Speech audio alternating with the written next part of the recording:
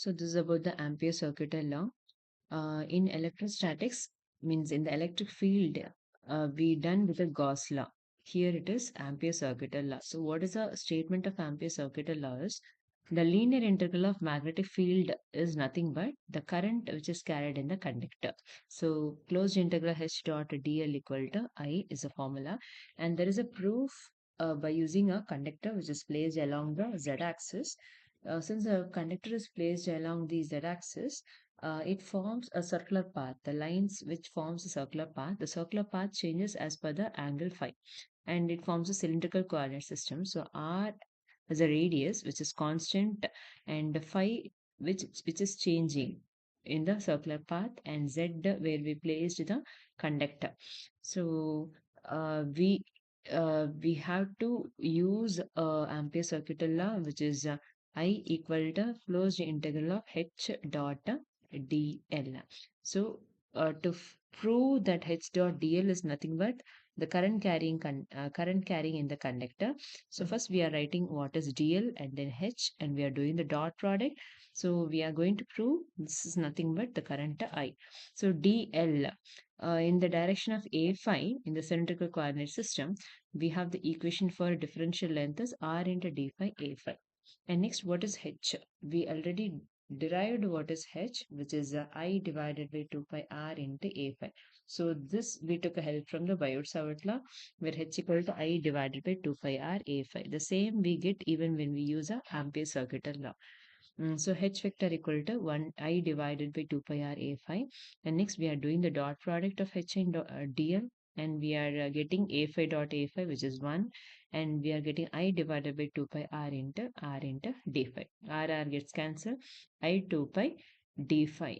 We are getting it for h dot dl, and we have to integrate because the formula is closed integral h dot dl. So we have to integrate, and with respect to phi, it is d phi. No? So with respect to phi, and the phi value changes from 0 to 2 pi, I divided by 2 pi into d phi. I divided by 2 pi, phi value 0 to 2 pi, and we get what? We get I, which is current carried by the conductor. So when you do the integral, closed integral for h dot dl, we are getting the current I. So this is a proof for the Ampere circuital law. And the same Ampere circuit law can be used to derive what is h and b in a straight conductor, finite and infinite, even for the coaxial cable. So applications. First one is h due to infinitely long straight conductor. So same thing like infinite straight conductor which is placed along the z-axis, and the lines which is formed in a circular path with the radius r, and there is an observation point P in the y-axis, and we are going to find what is h for the infinite long straight conductor with the use of Ampere circuital law. So Ampere circuital law formula is I closed integral h dot dl equal to I. This is Ampere circuital law. So first we are writing what is a dl, and next h, and we are proving that h equal to I I divided by 2 pi r into a phi. We have to get the same answer, but here it is by of Ampere circuital law. So h dot dl, we are writing what is gl, since it forms a circular path with the angle phi, gl equal to r d phi a phi in the cylindrical coordinate system, and h in the a phi direction, we can write it as h phi a phi. When you do the dot product of this two, we get h phi a phi dot r d phi a phi dot a phi is 1. So h phi r d phi. And closed integral, when we take the integral, uh, h dot dl equal to I. So in the place of h dot dl, we are substituting this h phi r d phi equal to I, the integration with respect to phi. So 0 to 2 pi, we get what is h phi. We have to substitute back the h pi in this equation. We had to substitute this h pi in this equation. So your h vector will be I divided by 2 pi r into a phi. So h is nothing but h phi a phi, I divided by 2 pi r into a phi amps per meter. This is infinite. And next, one more important question is H due to coaxial cable. So this coaxial cable, which is formed by two conductors. This is the inner conductor and this is the outer conductor. So inner conductor which is carrying the current I, so it is uniformly distributed in such a way with the positive charges. That's what it produces the current I. And outer conductor which uh, produces a current opposite to the current which is producing inner conductor, means plus I is the current producing inner conductor. So the outer conductor will produce opposite current which is minus I. So the charges are distributed in such a way it produces the opposite direction, opposite current to the inner conductor. And if we see the cross sectional view, there are three distance. One is A, B and C. A is the distance from the origin to the inner conductor. The radius A is origin to the inner conductor and B is origin to the inner surface of outer conductor and C is the radius from the origin to the outer surface of the outer conductor. And there is one more distance called R. This R is the distance for the Amperes path. So we are going to find how much area gets enclosed because that much current will be produced. So first we are finding what is the I enclosed for the particular regions. So here we have two different conductor which produces a current I and minus I. We have four different cases. Means we are considering one Ampere's path where the distance is R from the origin, and we are making some cases like R. We have four cases where R is greater than A, R lies between A and B, R lies between B and C, and R is less than A. So this is our first case where R less than A. And second case, third and fourth case. We are going to discuss each and every cases, each and every regions and finding what is I enclosed, how much area is enclosed, and due to that how much current will be produced, and what is a H and B equation if it is needed. Next, region 1. So region 1 where the cases are less than A. So we have an inner conductor where the distance is A from the origin. So I'm going to magnify this region where the distance is A and the cases are less than A, means R is nothing but the distance of the Ampere's path. So R less than A means the Ampere's path comes inside the inner conductor. So this much area will be enclosed. So we know that inner conductor which produces a current I. So here the regions are not totally enclosed. Some of the region of inner conductors are enclosed. So we don't know how much current is enclosed in this. So that current we are considering as I dash. Okay, so the total current in the inner conductor is I because our ampere path covers some portion of the inner conductor, means it encloses only this many portion. So the total current is I, and in that we are going to find what is I dash, and then the total area is pi A square because the radius of inner conductor is A, and the total current, the current I dash, which encloses only phi r squared area. So phi and phi gets cancelled, and we get I dash, which is r squared divided by A squared into I.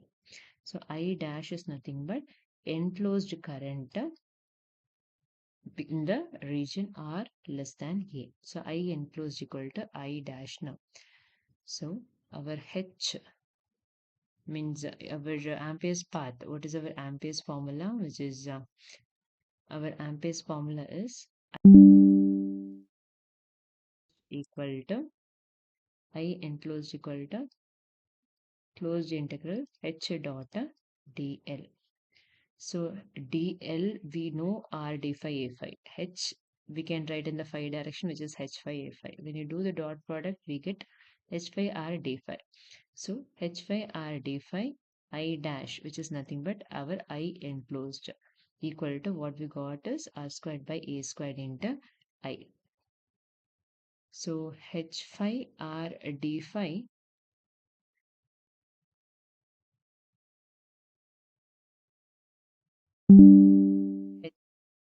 d phi equal to R squared by A squared into I. When you integrate phi on the left side with respect to 0 to 2 pi, we'll get H phi R d phi equal to R squared A squared I. And we get what is H phi, and we are writing what is H. H is nothing but H phi into A phi. And we are getting this much magnetic field intensity in the region R less than A, means within the inner conductor. The next region is where the path, Ampere's path lies between A and B.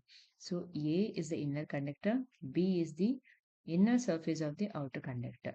So between these two regions, there is a dielectric air as a medium. So if ampere path comes in between this region, then it encloses only the inner conductor, which produces a current I. So we are writing directly what is H, which is I divided by 2 pi R into A phi amps per meter.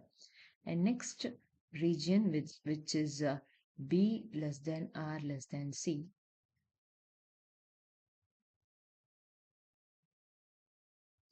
If this is B, outer conductor ka inner surface, and this is outer surface of outer conductor C. And if the ampere path comes in between this B and C, okay, and there is an inner conductor here, okay, inner conductor which produces a current I. So this ampere path that covers inner conductor as well as some part of the outer conductor. So some part of the outer conductor current I can write it as I dash. So I enclosed is nothing but inner conductor current I, and some area which is enclosed in the outer conductor current I dash. So how to find I dash? I dash. So outer conductor which produces a current minus I, and some part I have considered as I dash, and total area in the outer conductor is pi, which is C squared minus B squared, and the enclosed region I can consider as R squared minus B squared. Pi and pi gets cancelled. R squared minus B squared divided by C squared minus B squared into minus I. So I can write it as minus R squared minus B squared divided by C squared minus B squared. And so we considered I enclosed, which is I, the inner conductor current, and I dash, which is the area current produced by the area enclosed in the outer conductor. And I dash we got as R squared minus B squared divided by C squared minus B squared minus I. So when we substitute here, I enclosed will be I minus I into R squared minus B squared divided by C squared minus B squared. And when we take I as common, it is 1 minus R squared minus B squared divided by C squared minus B squared. Then you take LCM, I, C squared minus B squared minus R squared plus B squared divided by C squared minus B squared. Minus B square and plus B square cancels, and you will get I into C squared minus R squared divided by C squared minus B square. This is I enclosed in the region. So when we substitute this I enclosed in our Ampere circuital law, which is H phi R 2 phi I of C square minus R square divided by C square minus B square, we'll get H phi as this answer, and we get H vector equal to H phi into A phi. Outside the circle means the last region where R is greater than C. When R comes greater than C means there is an inner conductor and there is a outer conductor, and this is our C. When the ampere path comes outside the conductor, outside the conductor, when the ampere path comes outside the conductor, means it covers inner conductor as well as outer conductor. So the area, all the areas will be covered, and the total current or total enclosed, I enclosed, we can write it as inner conductor current and outer conductor current, which is minus I. So I enclosed will be 0. So if I enclosed is 0 amps, then even H dot dl is 0. Magnetic field intensity will be 0 amperes per meter, means the magnetic field does not exist outside the cable. So we have a graph for this, means there is a plot that is H against R, that is according to the distance. So from the origin to A to B, B to C, and C, amperes path greater than C. So what is the relation between H and R? If we see the equation, in the first region, H is directly proportional to R. So when the distance increases, when the region increases towards A, even the magnetic field intensity increases. H vector equal to IR divided by 2 pi A squared into A phi. In the region 2, where H and R are inversely proportional. So when the distance increases, the H decreases. And in the third region, it's inversely proportional, but even there is a ratio C square minus R square divided by C square minus B square. So even it decreases. And finally, in the region 4, means outside the coaxial cable, the H equal to 0. So it's becoming 0 here. So this is a plot for the coaxial cable of magnetic field H versus R.